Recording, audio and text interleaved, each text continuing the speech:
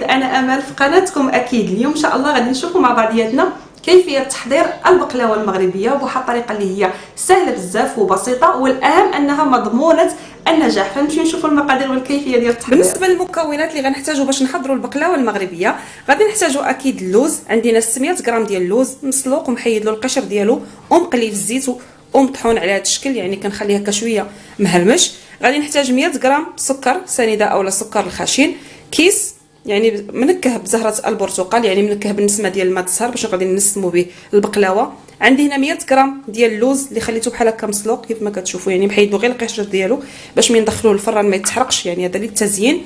غنحتاج 60 غرام ديال الزبده مذابه، ملعقه صغيره من القرفه، وغادي نحتاج باش نسقي البقلاوه 250 غرام من العسل. يعني يستحسن يكون عسل ممتاز، الا ما كانش عندنا عسل ممتاز يعني يكفي العسل العادي اللي كنسقيو به بحال هكا الشباكيه ويعني المعسلات، حتى هو راه يصلح مزيان. وعندي هنا كيس يعني منكه بزهره البرتقال باش غادي نضيفوه ان شاء الله في العسل من نبغيو نسقيو البقلاوه. بالنسبه للعجين فغادي نستعمل انا هنا العجين المورق، كيجي ممتاز في البقلاوه بواحد الشكل اللي هو كبير، يعني وكتبقى داك البقلاوه مقرمشه اطول مده ممكن، يعني واخا تبقى عندنا اسبوع فيما كنجيو نتناولوها كنلقاوها مقرمشه وممتازه. فغادي تلقاو العجين المورق عندي في القناه بالشرح يعني وبالتفصيل الممل. فنمشيو نشوفوا يعني طريقه تحضير البقلاوه. اول مرحله غادي نقوموا بها فغادي نضيف العناصر اللي عندي هنا الكيس ديال السكر المنكه، الزبده المذابه 60 غرام كيف ما قلت،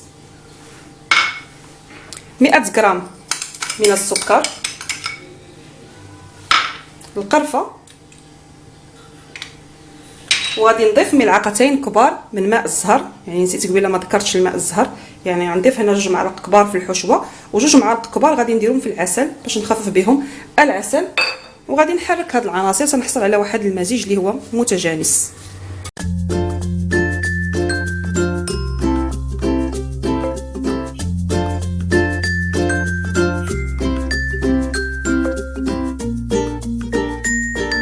هنا ملي نسجمت العناصر مع بعض البعض غادي نحط يعني هاد الخليط على جنب، وغادي نمشيو نشوفوا كيفاش غادي نطلقوا العجين المورق. غادي نطلق العجين المورق ديالي وغادي ناخذ القياس اولا العبار، هذا هو المول اللي غادي نستعمل، اكيد المول اختياري على حسب كل واحد شنو عنده. فغادي ناخذ العبار يعني ديال 2 المرات يعني على قد هذا المول باش تجينا فرشه هنا لتحت وفرشه من الفوق.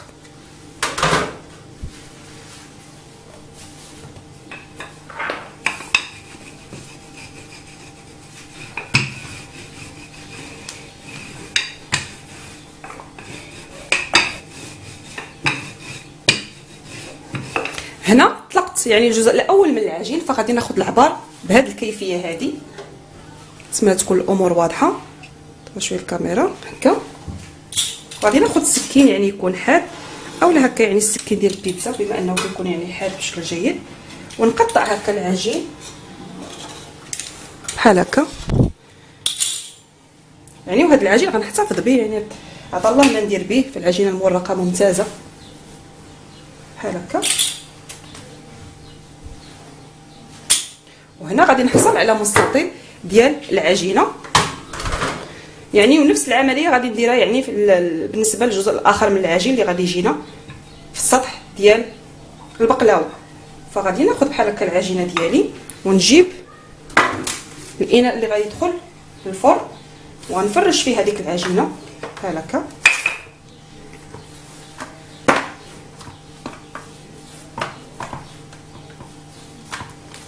بهذا الشكل هذا. لاحظتوا المساله جدا سهله يعني، خصوصا العجين المورق ممتاز يعني كنحتاجوه كيف ما قلت في بزاف ديال الشهيوات، يعني كيجينا من السهل جدا اننا نحضروه ونوضعوه في الثلاجه، يعني فيما تكون شي شهيوه نحضروا العجين المورق يعني يجينا سهل بحال هكا، يعني كنلبسوا بهذا الشكل هذا. فغادي نطلق العجينه يعني الجزء الاخر وندير نفس العمليه الصينيه ديالي بحال هكا، ونجيب الحشوه ونفرغها بحال هكا كامله بالداخل. يعني البقلاوه من اسهل يعني الحلويات، يعني سهله بزاف، كتاخذش بزاف ديال الوقت باش كنوجدوها، واكيد كتجي لذيذه بزاف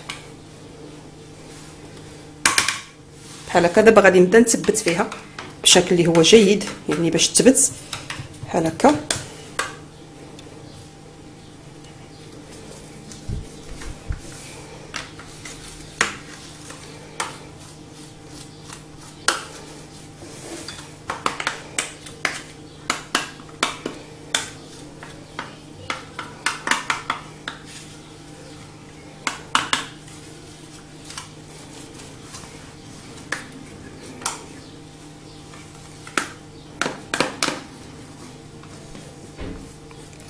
هنا لا لاحظتوا انا يعني تبت الحشوه بشكل اللي هو جيد يعني، ومع الزبده اللي غتدخل الثلاجه يعني غتزيد تثبت مزيان. وغنجيب يعني الجزء الاخر من العجين بحال هكا، وغادي نحاول انني نوضعه بحال هكا.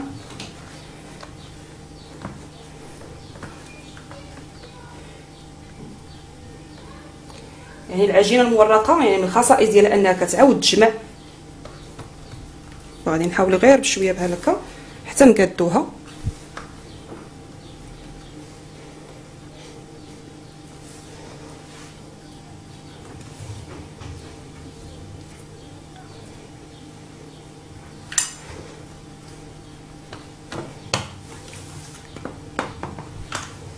فهنا يعني من ثبت يعني البقلاوه ديالي، فغادي ندخلها للثلاجه تبقى على الاقل 30 دقيقه، يعني على الاقل، ولا خلينا يعني تبقى حتى 45 دقيقه او لا ساعه، عاد نقطعوها يعني عاد نشكلوها، غادي يكون من الافضل. لان العجين المورق كما قلت من الخصائص ديالو انه كيعاود يتجمع، فبالتالي ضروري كيبغي يرتاح باش ان شاء الله ملي نقطعوا داك المربعات ديالنا يجيونا مقادين يعني وبقاو في الشكل ديالهم يعني اللي غادي نصايبوهم عليه. فغادي ندخلها للثلاجه ونخليها تتبرد ونعاودوا نتلاقاو باش نشوفوا كيفاش غادي نقطعوها.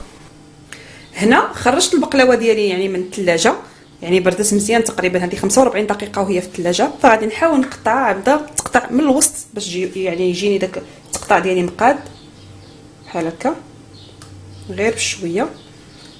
واساسا يعني ملي كتبرد مزيان كتعاوننا في التقطاع بحال هكا.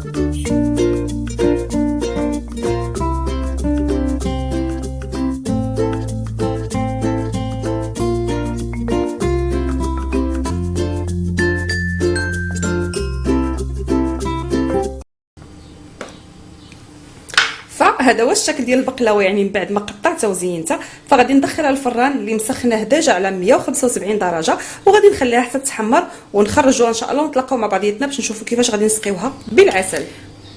بالنسبه ل 250 غرام ديال العسل فانا حطيتها هنا في البوطه باش تسخن، وغادي نضيف لها داك الكيس ديال السكر المنكه يعني بنكهه ماء الزهر، وغادي نضيف ملعقتين من ماء الزهر باش يخفف شويه العسل واكيد يعطينا النسمه بحال هكا. وغادي نخلي داك العسل تيسخن مزيان ونحطو على جنب تيبرد باش من تخرج البقلاوه سخونه نسقيو بها العسل وهو بارد.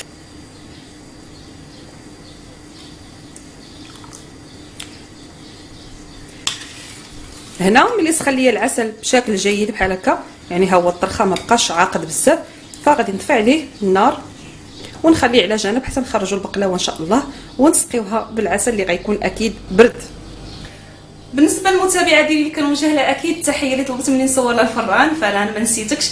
فالفران ديالي هو هذا كيف ما كتشوفي اختي، فهو فرن يعني كهربائي، يعني الماركه ديالو ويربول، ممتاز يعني مزيان كيطيب ليا مزيان، ما كاين فيه حتى شي مشكل، خصوصا الوصفات الاحترافيه يعني بحال هكا الكرواسون يعني الفينوازغي كامله يعني وداكشي ديال البغيوش الكيك يعني كلشي كيصايبو مزيان.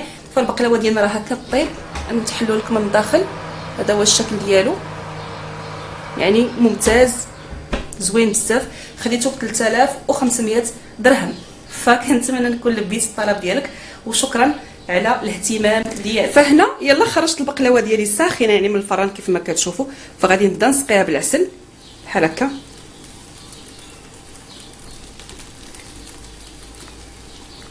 يعني نحاول نوزع العسل عليها بالتساوي. فانا كيف ما قلت انا استعملت 250 غرام ديال العسل، اكيد اللي بغى يزيد يقدر يوصل حتى 300 غرام يعني على حسب الذوق اكيد. فانا كنحاول نوزعها بالتساوي كيف ما كتشوفوا. يعني داك العجين المورق تنفخ وعطانا داك الطبقات، فغادي نخليها حتى تشرب ونعاودو نتلاقاو باش نشوفوا الشكل النهائي ديالها. بالنسبه للشكل النهائي للبقلاوه المغربيه ديالنا من بعد ما قطعتها فهذا هو الشكل ديالها، فكتجي ممتازه، كتجي رائعه. يعني داك العجين المورق الطبقات ديالو كيجي مقرمش، يعني كيف ما سبق قلت يعني كتبقى تقريبا اسبوع وهي محافظه على القرمشه ديالها، واكيد واحد المذاق اللي هو رائع. فكنتمنى انكم تجربوا هذه البقلاوه لانها سهله سهله سهله بزاف كيف ما كتشوفوا، ما طلبتش منا بزاف ديال الوقت. فإلا عجبكم الفيديو ديالي بحال ديما ما تبخلوش عليا بجيم او لايك، وشكرا على حسن تتبعكم الى فيديوهات ان شاء الله قادمه.